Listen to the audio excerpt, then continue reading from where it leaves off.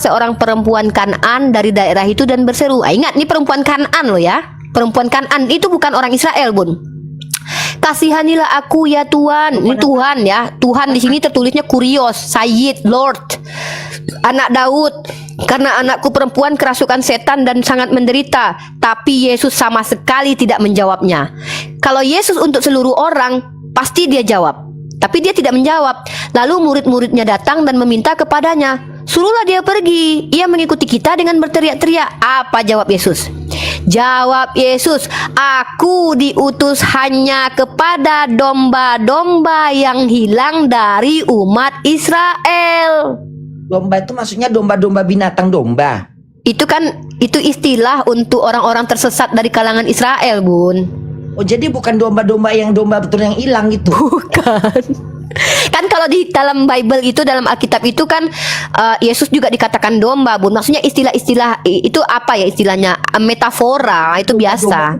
Jadi Bunda pikir itu gambar menurut tuh Yesus menjaga domba-domba yang hilang-hilang itu gitu. Bukan, bukan, Bun. Itu dari itu sebutan. Makanya domba tersesat itu adalah orang-orang dari Bani Israel yang tersesat. Nah, kemudian dijawabnya gitu. Jawab Yesus, aku hanya diutus. Nah, aku hanya diutus untuk, tidak ada Yesus berkata untuk seluruh alam. Walaupun nanti ada ayat di Matius, sabarkanlah Injil ke seluruh makhluk.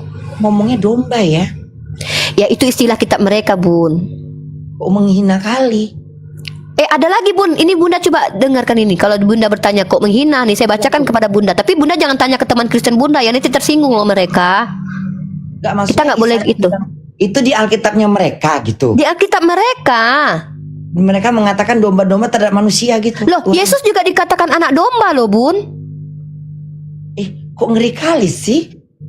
Biarkan aja lah, itu iman mereka, nggak apa-apa, itu iman mereka, biarkan aja. Kita kan cuma tahu aja, sekedar tahu aja kita. Ini coba Bunda dengar ini. Galatia pasal 3 nomor 13. Kristus telah menebus kita dari kutuk hukum Taurat dengan jalan menjadi kutuk.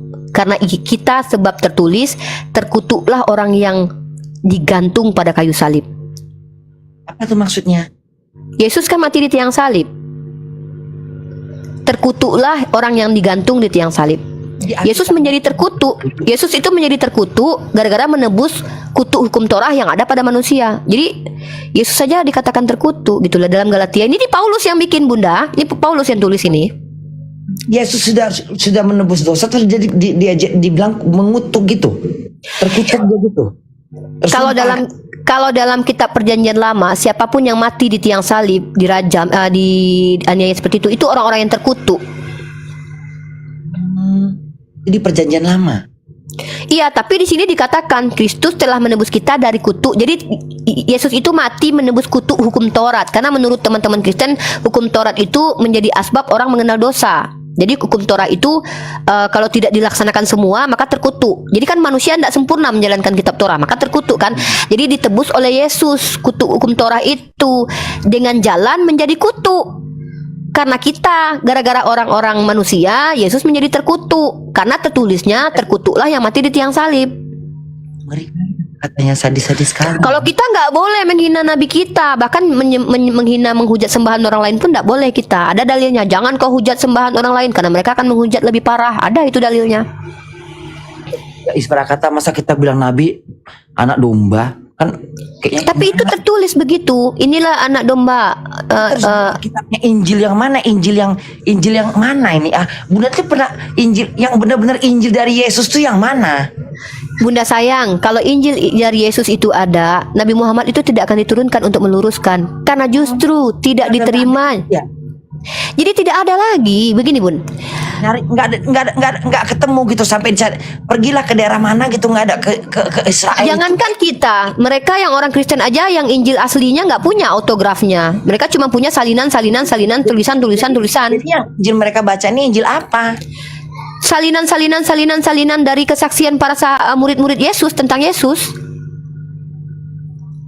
Tapi itu kesaksian teman-temannya Yesus yang Yesusnya waktu itu belum mati gitu. Ya, contohnya kayak gini. Kata Lukas begini nih.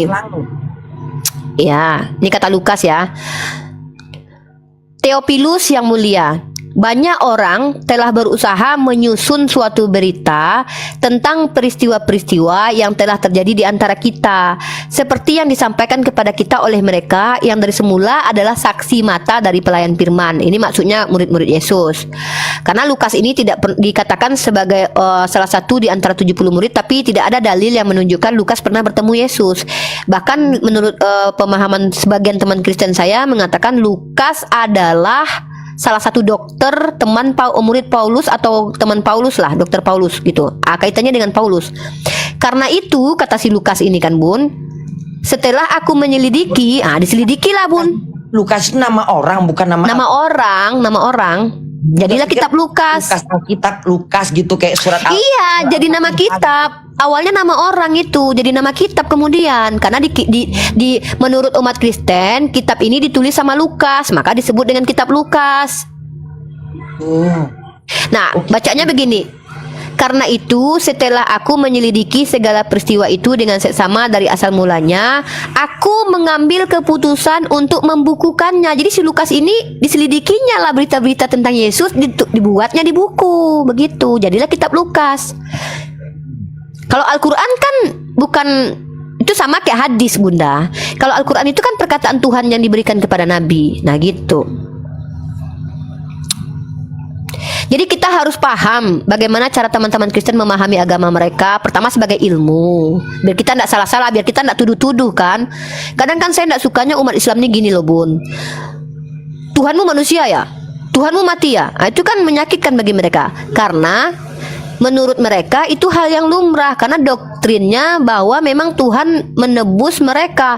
Jadi kita pahami dulu cara berkeyakinan mereka gitu. Juga saling balas membalas sih Bunda Prati. Jangan juga lah. Ada capek awak Bun. Dulu awak kayak gitu Bun. Dulu aku kayak gitu loh Bun.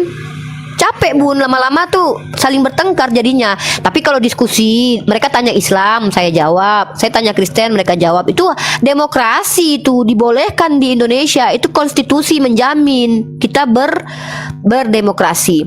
Tapi gini Bun, perdebatan antara yang di YouTube itu Nasrani dan orang Islam sama Bunda kan awalnya nonton di YouTube dulu tuh, zaman dulu. Yang sekarang suka ada itu kan argumen itu kan Tuhan Yesus sama Isa itu argumen ada di YouTube tuh, yang ada tuh kan acara itu kan. Sebenarnya saya dulu begitu. Saya dulu berdebat hebat juga. Tapi lama-lama saya berpikir begini. Dalam surah An-Nahl ayat 125 itu ud'u ila sabili rabbika bil hikmah. Artinya sampaikanlah dengan cara bil hikmah, berdebatlah dengan bil hasanah. Kalaupun kita harus terjadi perdebatan dengan mereka, karena para ulama kita pun dulu berdebat Bunda. Para ulama kita dulu bahkan menjawab tuduhan-tuduhan terhadap Nabi Muhammad dengan cara hikmah. Artinya tuh ya kita dengan cara baik. Saya dulu keras Bunda. Keras sekali. Saya ya, ini contoh keras itu begini. Kata mereka gini, kau mati, nabimu mati diracun katanya. Kan sakit hati kita kan? Apa katanya? Iya tuh. Kayak ada yang ngomong gitu.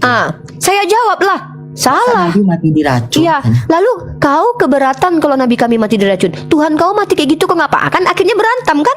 Berantem akhirnya. Tapi kalau kita balas begitu kan sakit hati mereka.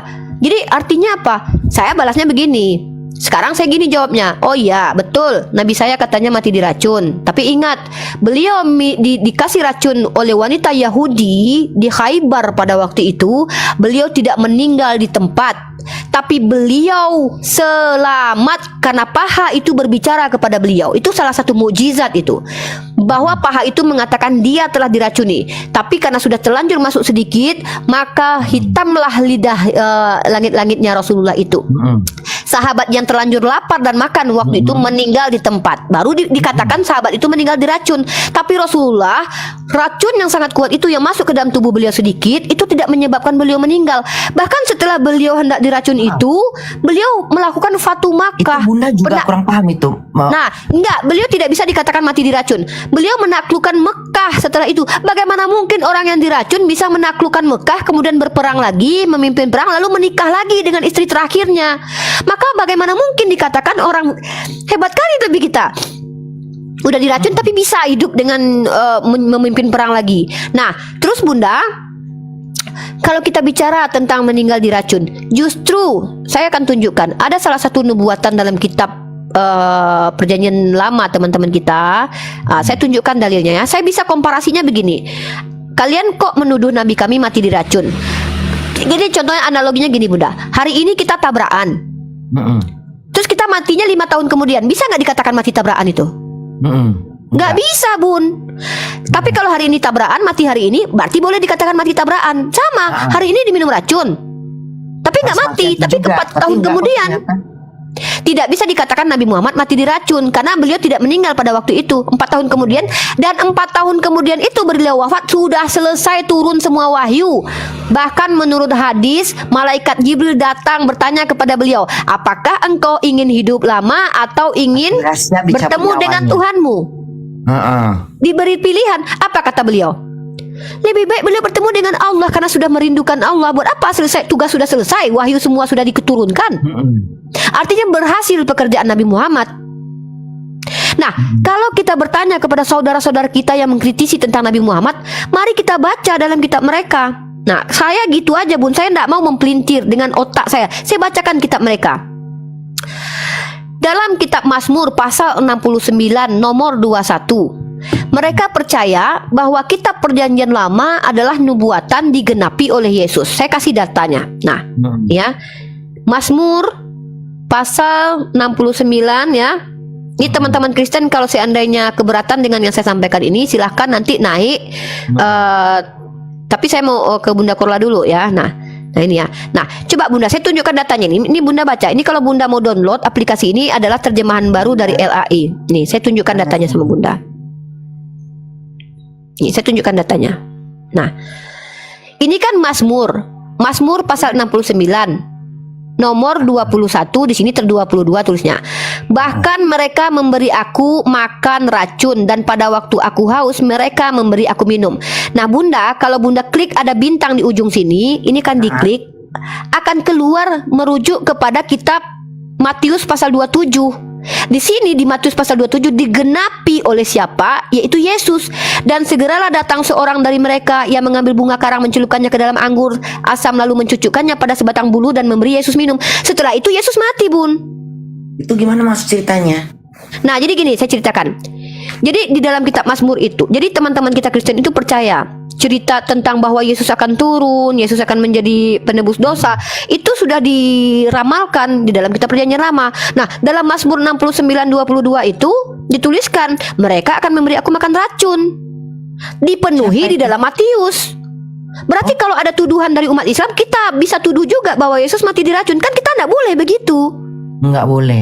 Nggak boleh, saya tidak mau menuduh Nabi Isa mati diracun, karena saya percaya Nabi Isa diselamatkan Tuhan. Kan begitu. Benar.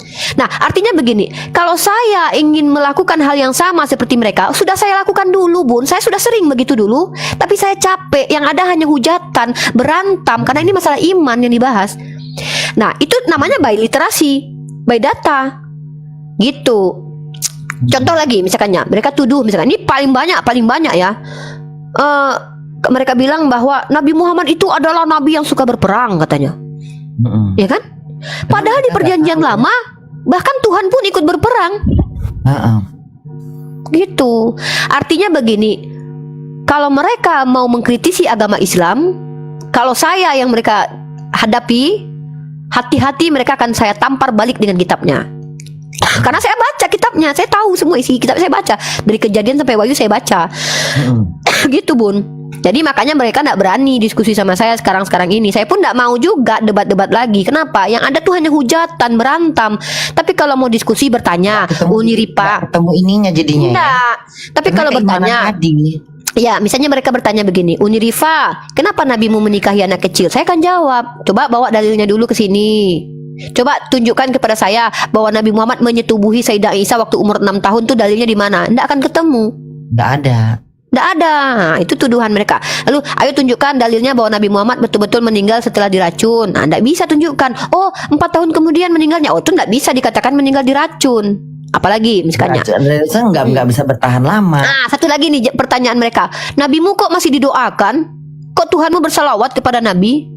Nah, itu juga. Nah, kata solawat itu bukan hanya sekedar berdoa memohon. Ada kata di Al-Quran itu yang hampir sama maknanya, tapi berbeda penekanannya. Solawat itu kata jamak dari kata solat kalau nggak salah ya. Mohon maaf teman-teman ya, nahu saya masih belajar nahu sorof. Nah, jadi kata solat itu interaksi yang dimana di dalamnya ada berdoa, ada mengucapkan salam, ada menghormati, ada memuliakan. Artinya tidak melulu hanya berdoa. Karena kata doa sendiri dari kata doa itu baru spesifik meminta. Jadi kenapa nabi kalian masih diselamatkan? Berarti dia tidak bisa menyelamatkan. Mereka lupa bahwa nabi ini manusia yang diberikan wahyu, bukan Tuhan. Yang menyelamatkan kita adalah ridho Allah. Karena mereka berpikir bahwa Yesus menyelamatkan mereka. Karena mereka berpikir karena kan mereka menganggap Yesus adalah Tuhan gitu loh. Iya, memang bagi mereka itu Yesus juru selamat. Nah, juru selamat ini terjemahan dari bahasa Yunani dari kata Mosia. Masalah Allah itu bapaknya jadi ada yang Kristen yang bapaknya Allah, Bapak Allah gitu. Itu Tritunggal, itu pemahaman doktrin. Tritunggal itu mereka percaya bahwa Yesus jadi yang mana Tuhannya, yang mana bapaknya itu? Mereka menganggap itu satu, tapi satu substansi, tapi tiga pribadi. Oh gitu. Itu pun mereka masih berdebat, Bun. Sampai detik ini masih bertengkar mereka masalah itu. Masih berdebat juga orang itu. Masih lah, Bunda, tengoklah di room itu antara Trinitas dengan Oneness pun masih berdebat. Dan mereka punya ayat semua itu. Ayat-ayatnya mereka punya. Kalau orang Tritunggal percaya bahwa Yesus dengan Bapa itu, jadi gini, di Bapak gereja dulu-dulu, Father atau Bapa bukanlah anak. Gini, Bun, Bapa bukanlah anak, anak bukan Roh Kudus bukan Bapa, tapi sama-sama Allah mereka. Satu Allah. Tapi kalau orang Oneness bilang Yesus, Bapa dan Roh Kudus satu pribadi. Kalau Jesus only, ya Bapa itu cuman gelar, tidak ada. Itu kayak gini. Bunda namanya Korla. Ya kan? Di rumah Bunda adalah seorang wanita menghibur netizen. Di kantor seorang direktur. Di kafe seorang teman. Kan tiga tuh jabatan, tapi satu Bunda Korla. Itu Oneness tuh begitu. Gitu. Sabelian, dari Sabelian. Jabatan, jadi model. Makanya istilahnya tuh Christian modelism. Modelnya aja yang berubah, tapi oknumnya satu aja. Itu tidak bisa sama orang Trinitas. Kalau Trinitas itu Bapa bukan anak, anak bukan Roh Kudus bukan Bapa. Tapi mereka berdua-dua saling berdebat itu. Kita nonton aja sebagai umat Islam. Mana ngeliatnya itu, di mana dia? Ada. Nah, kalau Bunda mau lihat itu Bunda sebenarnya tuh kadang-kadang mereka berdebat, kadang-kadang enggak juga. Kalau Bunda mau tahu yang Oneness Mikana itu dituduh Oneness tapi enggak mau dikatakan Oneness. Tapi menurut orang Kristen Tritunggal dia Oneness. Ada tuh keluar tuh karena berdebat tuh, berantem juga orang itu. Ini di YouTube deh, di YouTube Bunda tengok aja Pendeta Joshua Teu versus Pendeta Mangapul Sagala. Yang coba enak tuh tengok. Pendeta Joshua Teu versus Pendeta atau gini, Oneness versus Tritunggal. Itu nanti ada itu. Ejaannya gimana? Oneness. Oneness versus Tritunggal. Tritunggal. Tritunggal. Yap. Ini ya. Coba Bunda lihat. Orang apa ini? Yang carilah Indonesia. Pendeta Joshua siapa? Itu juga itu. Iya, itu coba tonton. Yang mana ini? Itu di TikTok juga itu. Itu dari TikTok itu kayaknya itu. Iya, coba. Debat sengit Oneness face. Oneness ini apa maksudnya Oneness ini? Ya itulah, dia nggak percaya Tritunggal. Lalu bagaimana konsep yang nanti aja Bunda pas mau tidur biar nyaman. Nonton aja nanti ya, simak aja nanti. Nah gitu, jadi pemahaman tentang siapa Yesus dari awal muasal gereja purba sudah berbeda. Itu kenapa ada aliran Arianisme namanya. Mereka disebut sekarang ini Unitarian. Mereka tidak mengatakan Yesus adalah Allah, tapi Coba. Yang siapa tadi yang jadi gini. Jadi di antara dua ini yang benar ini yang beda mana? lagi nih. Ini beda lagi nih, ada lagi. Hah? Jadi dulu nih Bunda nih aku ceritain ya. Dulu zaman dulu di tahun 325 Masehi, 3 abad setelah Yesus naik ke surga, antara seorang yang mengaku Kristen bernama Arius itu memiliki paham bahwa Yesus itu tidak setara dengan Allah Bapa. Tapi dia berasal dari Allah Bapa. Artinya ada gitu. tingkatan hierarki lebih tinggi Allah Bapa daripada Yesus. Lalu ada seorang uskup bernama Athanasius. Dia lagi Berbeda pandang, dia dari Tritunggal itu berbeda pandang dengan Arius. Maka raja pada waktu itu yang bernama Konstantin. Konstantin ini adalah seorang dulunya penyembah berhala. Jadi raja. Terus? Dibuatlah konsili namanya.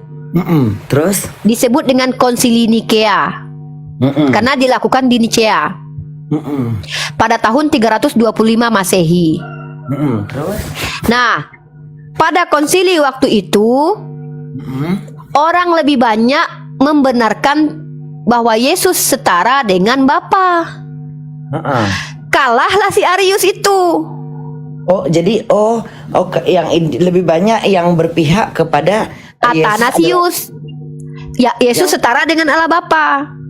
Itu. Kalah lah yang tadi yang nggak setara itu gitu. Arius. Nah, setelah Konstantin tidak menjadi kaisar, muncul anaknya kemudian. Saya lupa nama anaknya itu. Berpihak kepada Arius. Menang dia. Balik lagi ke situ. Balik lagi ke Arius. Sekitar berapa tahun tuh? 20 tahun nih kalau nggak salah itu. Jadi begitu Bun perjalanannya. Nah, nanti setelah kemudian muncul ajaran-ajaran Marcionisme. Marcionisme ini mereka mempercayai bahwa Tuhan di dalam perjanjian lama itu iblis Bun, karena membunuh. Iya.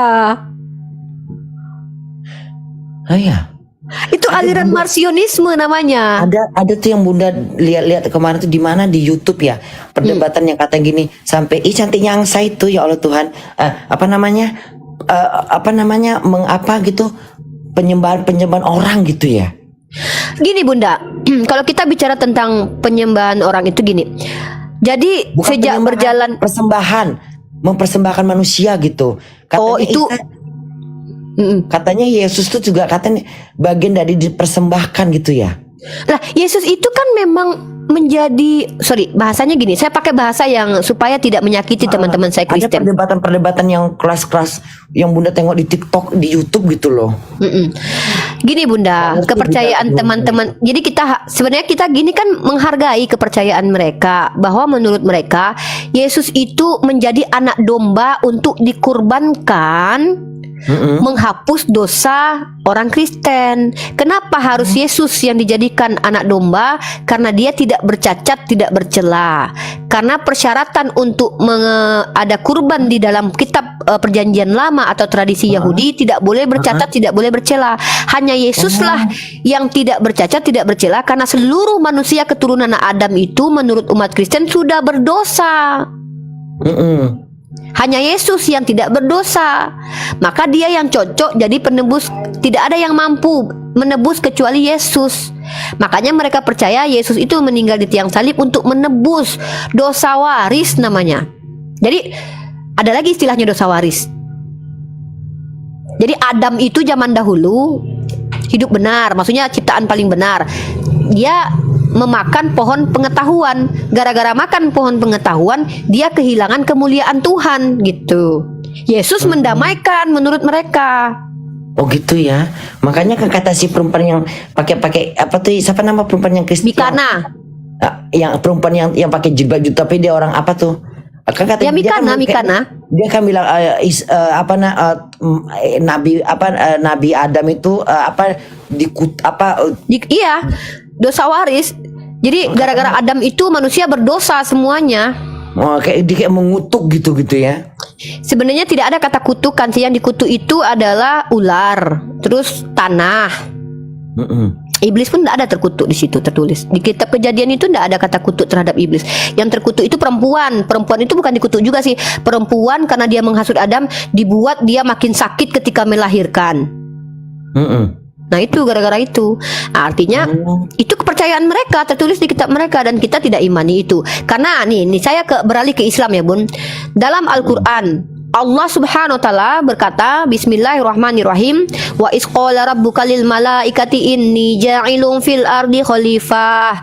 Qalu wa taj'alu fiha may yufsidu fiha wa yasfiku dima wa nahnu nusabbihu bihamdika wa nuqaddisu lak. Qala inni a'lamu ma la ta'lamun. Kata Allah, ingatlah aku ketika berkata kepada malaikat, aku hendak menjadikan khalifah di muka bumi. Artinya Allah sudah menghendaki bahwa Adam ini nanti untuk jadi khalifah di bumi. Lalu malaikat berkata, bukankah mereka nanti menumpahkan darah? Bukankah mereka nanti membuat kerusakan? Lalu Allah katakan, aku sesungguhnya mengetahui apa yang tidak engkau ketahui. Ternyata kata Allah, Adam itu bisa diajarkan. Buktinya Adam diajarkan asma-asma. Setelah Adam diajarkan baru dikasih ujian Bun. Kan wa'alama Adam al-asma akullaha summa aradahum alal malaikati. Ketika Adam diajarkan lalu dibawa ke hadapan malaikat. Sebutkan apa yang diajarkan kepada Adam. Dijawab sama malaikat, subhanaka anta inni a'lamu ma la ta'lamu. Subhanaka anta la ilma lana illa ma'alamtana innaka antal alimul hakim. Kami tidak mengetahui apa-apa kecuali apa yang engkau ajarkan ya Allah. Sesungguhnya engkau maha mengetahui sesungguhnya la ilma lana illa ma'alamtana innaka antal alimul hakim. Sesungguhnya engkau maha mengetahui dan maha bijaksana. Itu kata malaikat. Artinya apa? Ternyata Adam ini, kehebatan Adam, dia bisa diajarkan Bunda. Ketika dia diuji oleh Allah, kan setelah diajarkan malaikat disuruh sujud sama Adam sebagai bentuk penghormatan itu, ya kan? Ternyata yang tidak mau sujud adalah iblis karena dia merasa lebih hebat dari Adam. Dia tercipta dari api, Adam tercipta dari tanah. Aku lebih hebat daripada dia. Itu yang membuat dia terlaknat. Kemudian Allah perintahkan, ya Adam, kulna ya Adam uskun anta wa zaujukal jannah. Wa Adam, berkata Allah kepada Adam, masuklah engkau dengan pasanganmu ke dalam surga. Diuji surga itu buat Adam. Jadi surga itu ujian buat Adam. Makanlah segala sesuatu yang ada di situ, tapi jangan kau dekati pohon itu. Kalau kau dekati maka kau termasuk orang zalim. Adam ini punya kehendak bebas Bun. Dia bukan robot. Maka dia memilih untuk khilaf karena memang punya natur khilaf. Dia khilaf dengan Hawa, lalu dia dekati pohon itu. Maka sebenarnya hikmahnya adalah Allah sedang mengajarkan Adam cara bertaubat. Fatalaqo Adamu mirabbihi kalimatin fataba alai. Setelah Adam menerima kalimat tobat dari Tuhan, maka Allah menerima tobat Adam. Artinya ketika ini Adam diajarkan dulu. Ini logika ya Bun. Gak mungkin anak kecil nggak diajarkan apa-apa lalu diuji. Contoh ada anak kecil, kalau dalam Kristen kan begitu Bun. Adam itu tidak tahu mana baik mana buruk, tapi dia dilarang makan pohon pengetahuan. Ketika dia tidak mengerti mana baik mana buruk, dia makan pohon itu karena hasutan iblis, tapi dia yang salah. Bahkan dosanya gara-gara dia berdosa semua keturunannya. Nah, kalau di Islam tidak. Di Islam itu ketika Adam diajarkan dengan ayat yang saya bacakan tadi, lalu Adam setelah itu diuji sama Allah, jangan kau dekati pohon itu ujian sebenarnya. Bukti juga bahwa Adam itu punya hak kehendak bebas, bukan robot. Nah, setelah dia diberikan cara bertaubat, baru dia mendapatkan apa yang Allah katakan. Kalau gitu kau termasuk orang zalim nanti, karena Allah sudah berbicara, tidak mungkin teringkari karena memang Allah menghendaki dia untuk di dunia kan. Baru dia diusir dari surga. Tapi apakah dia sudah diampuni? Sudah. Tidak ada dosa waris. Jadi Adam itu tidak berdosa karena Nabi maksum. Mereka itu diajar semakin lama semakin tinggi imannya. Jadi ada istilah begini Bun. Nabi itu keimanannya semakin tinggi, malaikat keimanannya tuh standar. Gitu-gitu aja. Kita umat Nabi Muhammad imannya naik turun. Udah ngantuk kali Bunda kayaknya ini. Iya, udah ngantuk. Mau istirahat. Kalau mau istirahat pun nggak apa-apa lah. Kasihan pula lah anak Bunda ini lihatnya. Nanti kalau Bunda mau tanya apa, Bunda masuk ke room saya. Insya Allah saya cobakan jawab nanti. Saya jawabkan nanti untuk Bunda. Kamu naik, yang lain suruh naik aja Bunda biar sekalian sembari dengar-dengar dari pakai. Oh yaudah. Bunda di sini siap. Saya coba naikin teman-teman. Mohon maaf saya tidak terima teman-teman yang hanya untuk tantrum. Saya akan terima teman-teman yang bisa bertenang-tenang, berlapang dada untuk berdiskusi sama-sama. Ya, silakan saya coba naikin ini. Saya cari yang namanya Kristen ya, agak Kristen ini saya naikkan Bang Billy ya, Bang Willy saya coba naikkan karena Bang Willy dari tadi. Assalamualaikum, Bang Neflos. Waalaikumsalam warahmatullahi wabarakatuh. Yang mulia Paduka Bunda Korla, Bunda Ratu, Sang Jagat Raya. Iya, beliau ini Bunda Ratu ini, Masya Allah nih. Ya, saya naik